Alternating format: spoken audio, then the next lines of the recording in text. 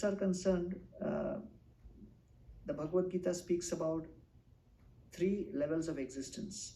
One is the soul within.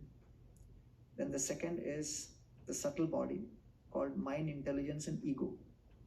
Above that is the gross body consisting of earth, water, fire, air, ether.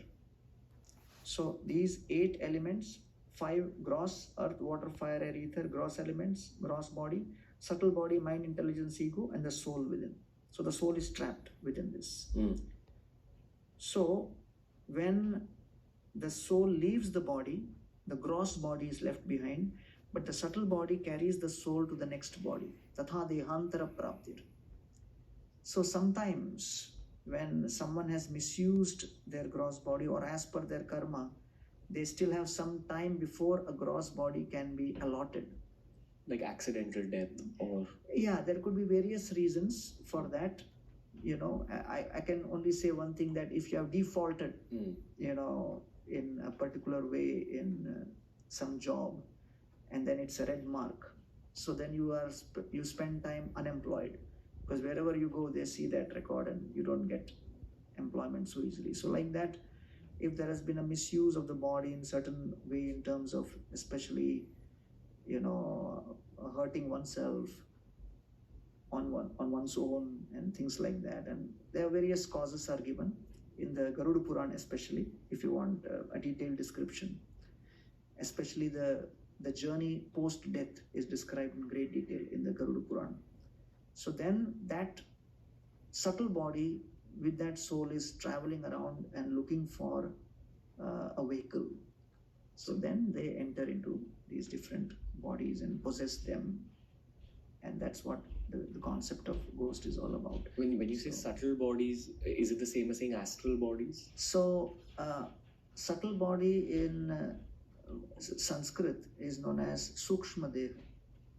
So right now what the modern scientists are referring to as astral bodies from other, you know, places, universes, and, you know, coming like that. So there could be bodies made out of fire and ether and things like that in other planes. That is the astral body. But here the subtle body is the body of mind, intelligence, and ego, covering every soul. So these are a lot of fascinating details described in the Bhagavad Gita. And as I said, you know, basically tourism industry is quite famous. You know, India is pre-COVID got 11 million tourists, and Northern Ireland got 5 million tourists with only 1 million population. So people love traveling. So the Gita describes about all the planetary systems in which that travel is possible, depending on your preference, where you want to go, how you want to go. Wow. So the whole fundamental basis of Bhagavad Gita is the only possession you and me possess is our desire and intention. And that is referred to as Swatantrata Ratna, the jewel of our free will. And depending on how we decide to use that or abuse that, we are rewarded and punished accordingly. So all spiritual practitioners are focused on intensifying their intention.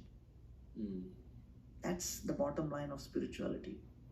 Intensify your intention. And that's the bottom line even for someone who wants to become, you know, materially successful. As you